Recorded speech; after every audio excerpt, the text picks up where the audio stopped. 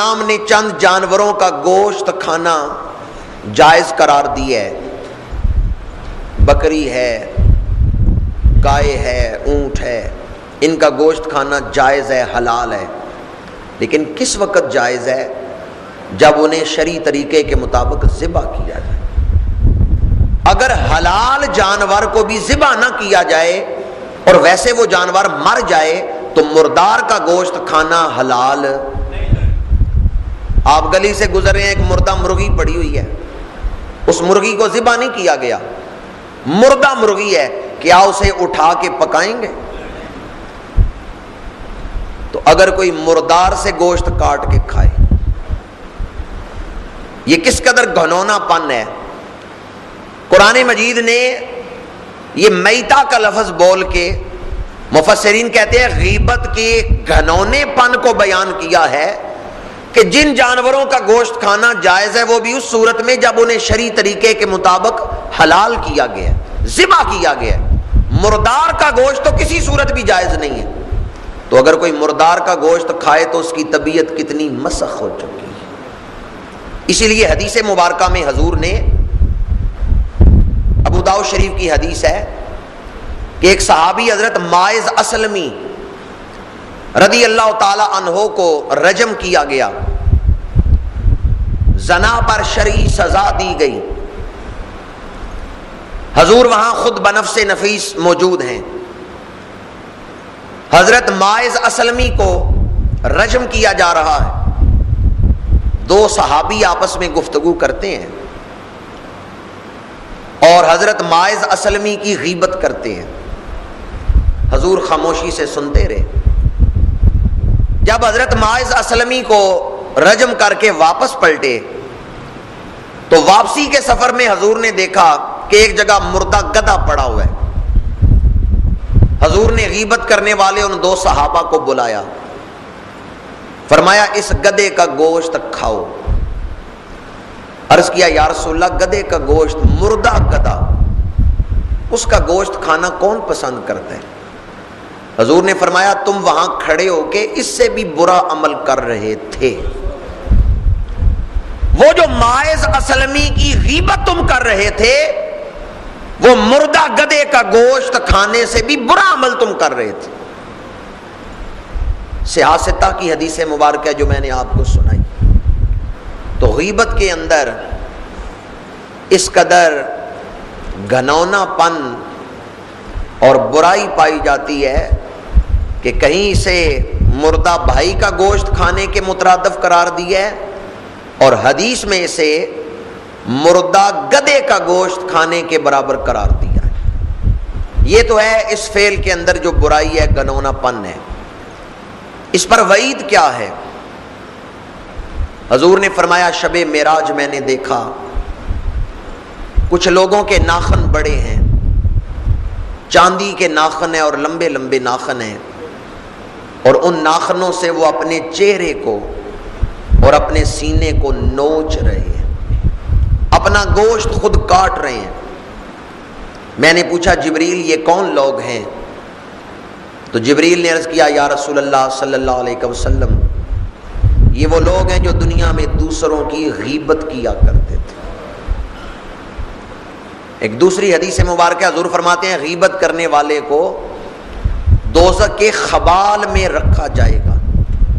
اور بعض شارحین نے کہا وہ خبال کیا ہے؟ وہ دوزخیوں کا کیچڑ ہے کہ دوزخیوں کا خون، دوزخیوں کی پیپ جہاں جمع ہوگی، دوزخیوں کے خون اور پیپ سے جو کیچڑ بنے گا اس میں غیبت کرنے والے کو رکھا جائے گا۔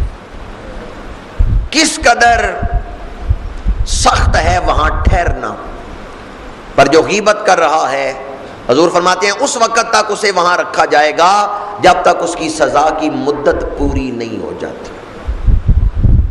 اور مشکات شریف کی حدیث ہے، فرمایا غیبت کرنا زنا سے بھی بڑا گناہ ہے۔ یہ مشکات شریف کی حدیث ہے، فرمایا غیبت زنا سے بھی بدتر ہے۔ یا رسول اللہ کس طرح؟ فرمایا جو زنا کرتا ہے وہ اللہ سے معافی مانگے سچی توبہ کرے تو بخشش ہو جائے گی، لیکن جو غیبت کرتا ہے جب تک اسے وہ شخص معاف نہ کرے جس کی غیبت کی گئی ہے تو غیبت کرنے والے کا گناہ معاف نہیں ہوتا۔ اس لیے فرمایا کہ غیبت زنا سے بھی برا جرم ہے، کہ جب تک اس سے معافی نہ مانگی جائے جس کی غیبت کی گئی ہے غیبت کا گناہ معاف نہیں ہوتا۔ امام الانبیاء صلی اللہ علیہ وآلہ وسلم کی محفل لگی ہے اور بدبو آئی، حضور علیہ الصلوۃ والسلام نے فرمایا اتدرون ما ھذا، صحابہ جانتے ہو یہ بدبو کیا ہے؟ اتدرون ما ھذا، جانتے ہو یہ بدبو کیسی ہے، یہ کیوں بدبو آ رہی ہے؟ صحابہ عرض کرتے ہیں اللہ و رسول عالم۔ حضور نے فرمایا قوم من المنافقین اغتابوا اناسا من المؤمنین، منافقوں کی ایک جماعت نے میرے صحابہ کی غیبت کی ہے، تو منافقوں کی اس غیبت سے جو بدبو ان کے منہ سے نکل رہی ہے اے صحابہ وہ تمہیں پہنچی ہے۔ گویا اس حدیث سے پتہ چلا کہ غیبت کرنے والے کے منہ سے بدبو نکلتی ہے، غیبت کی انتہائی کڑی بدبو ہے۔ آپ کہیں گے کہ ہم تو کئی ایسی محفلوں میں بیٹھے جن میں غیبت کی گئی پر ہمیں بدبو نہیں آئی، ہمیں کیسے بدبو آ سکتی ہے، ہم تو خود غیبت کرتے ہیں۔ یہ غیبت کی بدبو انہوں نے محسوس کی تھی جن کی محفل بڑی پاکیزہ تھی، صحابہ تھے جو حضور کی محفل میں بیٹھے ہوئے تھے، ان کے اپنے کردار بڑے اعلیٰ تھے، ان کے اپنے کردار بڑے پاکیزہ تھے، ان کی شخصیتوں میں جو پختگی تھی اور استقامت تھی اور طہارت تھی اس پر تو فرشتے بھی رشک کرتے تھے۔ اس لیے یہ غیبت کی بدبو ان صحابہ نے محسوس کی ہے، اور امام الانبیاء کی جو قوت مشام ہے اس کا تو کوئی موازنہ اور مقابلہ ہی نہیں ہے، اس کا تو کوئی تذکرہ ہی نہیں ہے، وہ تو بے مثل و بے مثال ہے۔ ہمیں غیبت کی بدبو اس لیے نہیں آتی چونکہ ہماری اپنی زبانوں پہ جو غیبت کے الفاظ ہیں، ورنہ غیبت کے الفاظ بدبو رکھتے ہیں۔ ایک حدیث مبارکہ میں ہے حضور نے فرمایا، حضرت موسیٰ علیہ السلام پہ وحی نازل کی گئی، اے موسیٰ جن لوگوں نے غیبت کی ہے اگر وہ سچی توبہ کر لیں اور دنیا سے توبہ کر کے آخرت میں آئیں اور قیامت کے دن بخشے جائیں تو جنت میں جائیں گے پر آخر میں جائیں گے۔ غیبت کرنے والا اگر قیامت کے دن بخشا بھی گیا تو سب سے آخر میں جنت میں جائے گا۔ اور اسی حدیث میں ہے حضور نے فرمایا، حضرت موسیٰ علیہ السلام پہ وحی نازل ہوئی